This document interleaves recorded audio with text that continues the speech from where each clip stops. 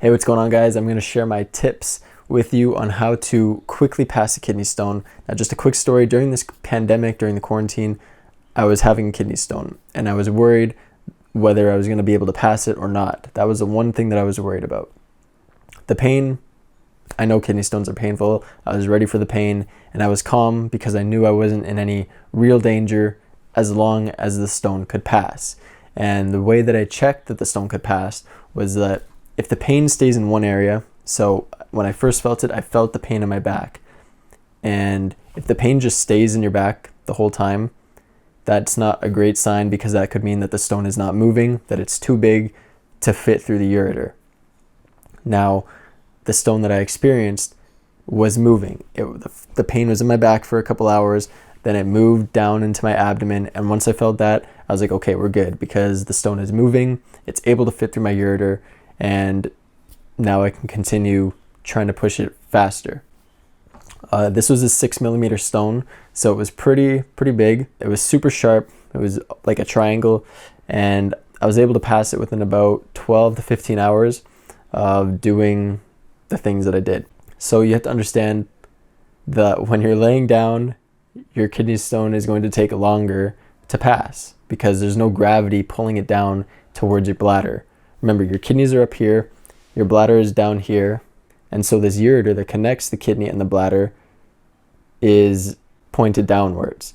So if you're laying in bed, it's flat, and the only thing that's pushing the stone through is the amount of water that you're drinking. So if you're not drinking any water and you're just laying in bed all day trying to deal with the pain, your stone stays stuck right there and you just feel the pain. So you have to get up, stand up, and now the stone is going to come down easier because of gravity helping it, along with the water that you're drinking. The more that you focus only on the pain and nothing else, the more painful it becomes. So you want to blast music, watch a movie or a TV show. You want to do something to distract yourself away from the pain that you're feeling. And while you're distracted, that's when you want to be doing these techniques. So things like jumping jacks, things like running on the spot. You want to bend over. So these are your legs. So you want to stand and just bend, stand and bend, stand and bend. You want to do squats. You want to do exercises that jerk that stone downwards.